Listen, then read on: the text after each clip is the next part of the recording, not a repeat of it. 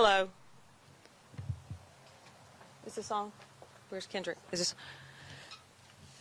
The capital punishment sentence of Freddie Eugene Owens was carried out tonight pursuant to the order of the South Carolina Supreme Court and in accordance with state law. The execution began at 6:35 p.m. and inmate Owens was pronounced dead by a physician at 6:55 p.m. Mr. Owens was sentenced to death for the killing of 41-year-old Irene Graves on November 1st, 1997. She worked at a Greenville convenience store. At this time, I'll turn over the podium to three members of the news media who witnessed the execution. After all three speak, they will take questions from the podium. They will not be available for interviews after the news conference because they have to write their own stories. First, Jeffrey Collins. Yes, my name is Jeffrey Collins. I'm a reporter with the Associated Press. That's JEFFREYCOLLINS. I just kind of walk y'all through a little timeline. The witnesses got into the room, the witness room, about 5:57. So as y'all know, there was a little delay. The Supreme Court apparently needed to make a ruling. The curtain opened at 6:35, and the execution started about a minute later. Owens made no final statement, and in South Carolina, the inmate doesn't make the final statement. Either his lawyer or a prison official reads it, and the prison official said there would be no final statement. You could tell. Oh, okay, thank you, Christy. So the execution was announced to be started about 6:36. When the curtain opened, Owens looked at his lawyer, who was sitting fairly close to him across, of course, the glass, and they exchanged like a little back and forth. You can't hear what somebody says, but you can mouth words back and forth. She smiled at him. He appeared to smile back at her. Once the execution was announced as starting, Owens was conscious for maybe a minute, maybe just a tad bit longer than that, where his eyes were open and he was still looking at his lawyer. There was still regular breathing. About a minute and a half later, his eyes closed. There was about 4 or 5 minutes. Well, right after his eyes closed, there were some heavy breaths, looked like some very deep, almost snoring-like breaths. Then about 4 or 5 minutes after that, there was almost like facial twitches, like little tiny movements of the head, some very shallow breathing, and then it looks like I have down at, I believe, 6:42, that stopped. So there didn't appear to be any movement or motion. About 6:55 or 6:54, the doctor comes in, puts a finger up to check the pulse, puts a stethoscope on Owens' chest, and then she nods at the warden, who makes the declaration that the sentence has been carried out. Good evening. My name is David Ferrara. I'm a reporter with the Post and Courier. That's David, D-A-V-I-D, F-E-R-R-A-R-A. Tonight, I was one of the three media witnesses here for the execution of Freddie Eugene Owens. We came in, like Jeffrey said, shortly before 6 o'clock. There was a delay. We were told that it was because the Supreme Court was reviewing the decision. At about 6:36, the curtain opened, and the drug began flowing after permission was granted for the execution to begin from one of the executioners. There were 3 people in the room with Freddie Owens, in addition to the separate witness room in which there were 11 people, myself included. He made eye contact with his attorney for pretty much the entire time that he was conscious. He said some words to her that weren't exactly clear. His attorney had said something to him, asking if it was bad, and there wasn't a response that was recognizable. The drug stopped flowing roughly about 6:54, and about within the minute after that, the doctor walked in. It seemed like a doctor with a stethoscope around her neck, checked his pulse in his right arm, checked his neck for his pulse, and then put a stethoscope on his chest to make sure that there was no pulse. And about 6:55 p.m. is when he was declared dead. Good evening. I'm Justin Doherty with Fox Carolina News in Greenville, also one of the witnesses there inside the execution chamber today. To give you a perspective of what it looked like, there were 3 rows of chairs. We were in our own separate room as far as witnesses go. There was several panels of windows in front of us, and there was a dark curtain drawn for several minutes. We entered the chamber at 5:57, and the curtain opened at 6:35. So that entire time, the witnesses were sitting there looking at the curtain. Several horizontal bars were in front of us between the inmate and the glass. The curtains were drawn at 6:35. Freddie Owens was laying in front of us horizontally. And so we could see his head to our right, his feet to our left. He was in a green jumpsuit with a white sheet up to his chest. And as soon as the curtain was drawn, he immediately turned his eyes to the witness room and looked around the witness room and pretty much made contact with each one of us, made eye contact with each one of us. And then his eyes drew back to his attorney, and he gave her a big smile. He looked at his attorney, mouthed several words. At 6:36, that's when they were able to proceed with the execution. From 6:36 to 6:37, he maintained eye contact with his attorney, who was seated directly in front of him.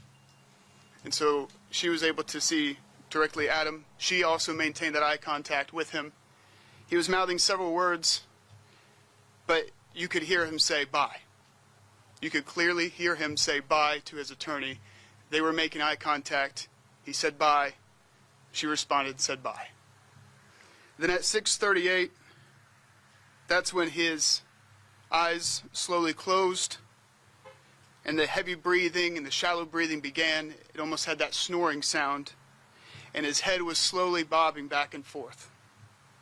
So from 6:38 to 6:42, that continued. The heavy, shallow breathing, the nodding of the head. And then at 6:42, there was no movement at all. From 6:42 to 6:49, there was no movement. Prison official walked over, examined Freddie Owens, nodded his head once, and walked back to his post off to the left. Then at 6:53, the physician walked in. She examined Freddie Owens, checked his neck for a pulse with her hand, took the stethoscope off of her neck, placed it on his chest, and at 6:55, she turned and looked at the DOC officials. At that point, DOC officials said, the case of South Carolina against Freddie Owens is complete at 6:55 p.m.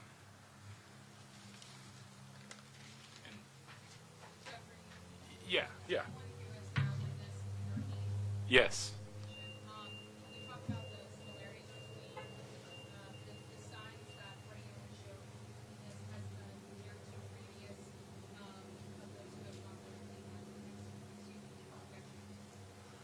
The one of the key differences, this one took longer from the point of the drug starting and the execution beginning until the point in which there was no breathing.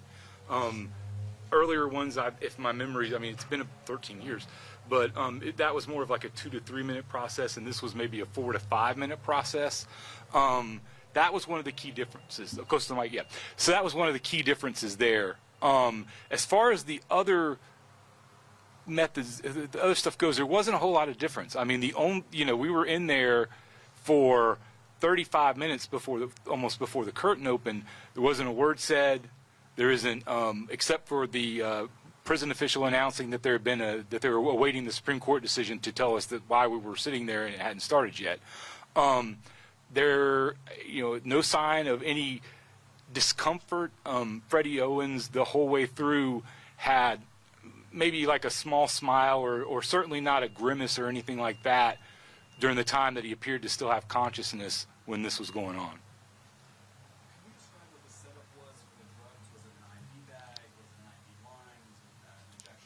Yeah, let me explain the room to you. One thing to understand in South Carolina is the IV is put in place before the curtains opened. So the witnesses don't get to see, so that everything's in place. Owens is laying on the gurney. Like I said, his feet are to my left, his head's to the right, his arms are stretched out. And there's you can see the IV line comes from a room that's off to the right. It actually comes through a wall. There's a small hole where the tube comes through and goes towards his arm, and it goes towards the arm that's farther away from us. What would be his right arm? So you can't, it's hard to, it's a little bit more difficult to see because you can't see an IV bag or anything on that side of the room. And then there's what looks like, I'm assuming it's mirrored glass because it's mirrored on one side that leads into that room. That's also the room where the physician comes out at the end.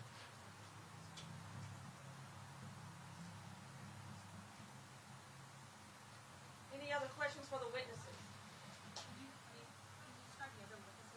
Oh, yes. So and David, you may know a little more than this, but we're sitting in a second row. There's 3 rows. The third row behind us is Christy Shane and a SLED agent. Then the media witnesses are in the second row, and the first row that's right in front of the window, from left to right as I'm looking at them, there were 2 members of the victim's family. There was a law enforcement official and someone from the solicitor's office. And then the 5th seat, which is at the far right, was Emily Pavlova, was Owens' attorney.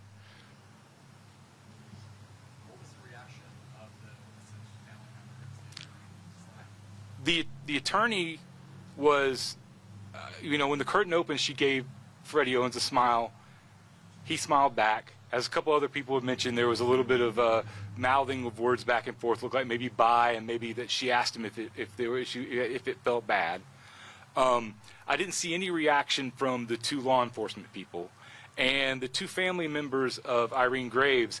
They looked intently. They didn't. Their gaze didn't look away from him until well into the process, when you could tell tell his breathing had stopped. But they didn't react in any other way. There wasn't like any animosity or any anger or anything. They just kind of gave him a fairly intense stare, but not like a stare down kind of stare. Just looked at Owens. There were 3 witnesses that were associated with either the families of the victims or the family of Owens. Forgot about the mic thing. Yeah, so there were 3 witnesses that were from families, not from law enforcement or prison officials. One person was from Irene Graves' family, and 2 people were from either the other victim's family, Christopher Lee, to which Owens had admitted to killing in the Greenville County Detention Center after his verdict. And figured I'd give it a second. And there were also 2 unidentified family members that we're just not sure who the names are, that were in the front row and to the left. Could have been family of Graves, could have been family of Owens, could have been family of Lee. We're not too sure. It was 2 men.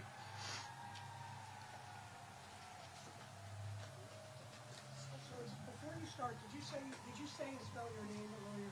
Did you spell your name? Yep. Justin Doherty, Justin, last name Doherty, Dougherty.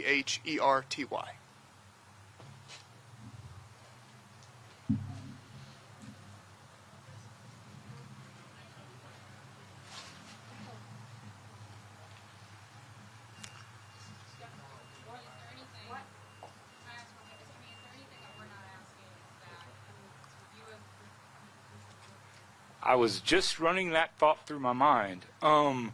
Again, it's just the somberness of that room. I mean, that was the longest I have waited before the curtain is open. I mean, typically in these things, the curtain opens less than 10 minutes after we get in. Sometimes it's only 5. It's a very short length of time. So that was a long time to sit in silence and wait for this to happen. So that was one thing that was different. And it's like I said, again, the only words that were ever spoken in that room was from the prison official, who explained very briefly what the delay was about. And yeah, that to me was the one that's different about this one than some of the other ones I've been to.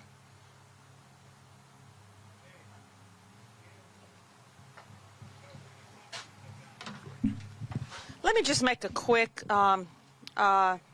clarification.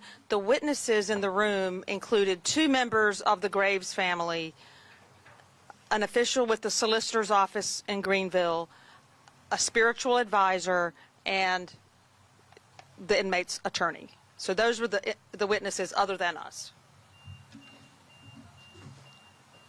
I will add, as far as the 2 family members for the Irene Graves family, I was watching them. They were off to the left, And throughout the waiting process, one you could see was growing exhausted, a bit tired of waiting, often closed his eyes, nodded his head. You could tell he was growing impatient, but once that curtain was opened, both of those family members stared directly at Freddie Owens. And they did not look away, they looked right at him. And they were positioned essentially right in front of his feet, and they had turned their head to look at his face.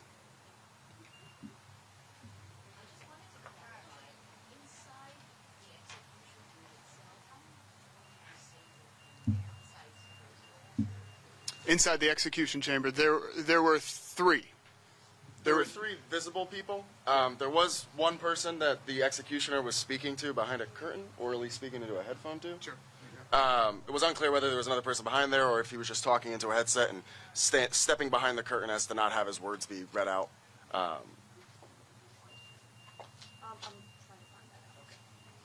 So there were for sure two prison officials visible off to our left. One essentially at Freddie Owens' feet, and another one at a microphone. And then there was another individual straight ahead where Freddie Owens, his head was here, arms stretched out, his left arm pointed at us, feet to our left. There's an individual straight ahead, right at Freddie Owens' waist. And we're waiting for Christy to confirm exactly who he is. And then, so there were three visible, and then the doctor came in at 6:53. Everybody. And just to add real quick, Freddie Owens, when the curtain opens, he tilts his head. He's very strapped down. There are straps coming over his shoulders, and his arms are strapped down. But he's able to turn his head, and if he's laying this direction, feet here, head here, he looks towards us, and he kept that gaze in our direction, looking at his lawyer the entire time. So even after he lost consciousness, his head was tilted our direction. Yeah, to add to as well, Freddie Owens, there was a blanket that was probably about maybe up to his mid-chest. Yeah, about here, white blanket. Green jumpsuit. As Jeffrey mentioned, he was strapped in and almost kind of, it was over his arms. Yeah, almost like a seatbelt, but over both arms. And he had his left arm had the IV going into it, and the right arm was, I guess it was out as well. Sorry, can you just go over his positioning one more time and which arm the IV was You saw it. It was, so Freddie is, so for us sitting here, he is aimed this way, so it was his left arm coming out with the IV going into it. So, yeah, straight out. Left arm was out. He turned his head towards us.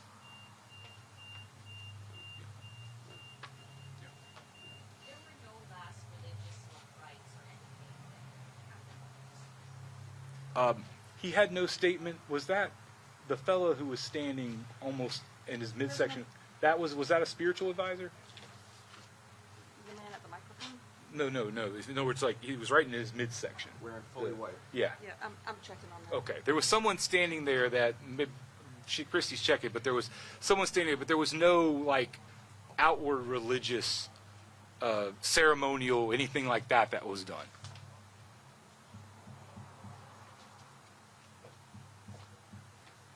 Oh, go ahead. You can tell. And he also made no last statement.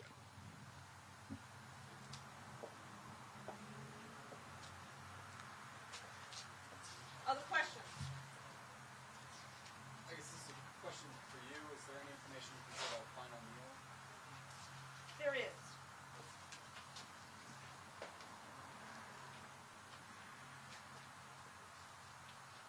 Give me 1 minute.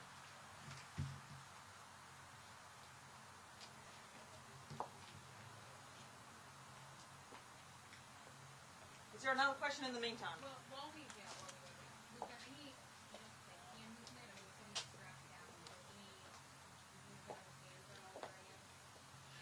The way, I mean, no. Wouldn't y'all say no? Because he couldn't. Yeah, there didn't appear to be, because it's like his arms are, there's like a little, like, little boards, but not boards, like it's a medical table, and his arms are strapped out like that. So I'm not sure he could move his arm at all if he wanted to. So. And it probably wasn't. I mean, it very well could have been, but it looked like it was almost like masking tape that was on his fingers, something along that lines. Maybe it was some form of medical tape, Yeah. but there was no way that any finger movement, any hand movement, no. I would say the only movement Freddie Owens made was tilting his head to us, examined the witness room, then made eye contact with his attorney, and that lasted for about 2 minutes, and then he closed his eyes with his head still facing the witness room. And there was no movement besides him turning his head.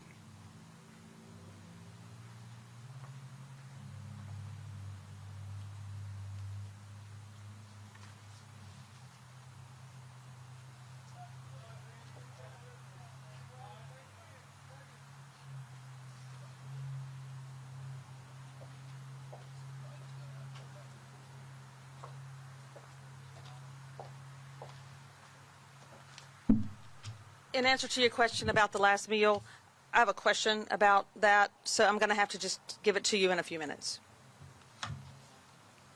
Yes. I can't hear you. Do you have any word yet? Families will be taking custody of the body, or stuff like that? I do not. You'd need to speak to his lawyers. Are we good? Thank you. Listen, the building's gonna be open for an hour after this, so until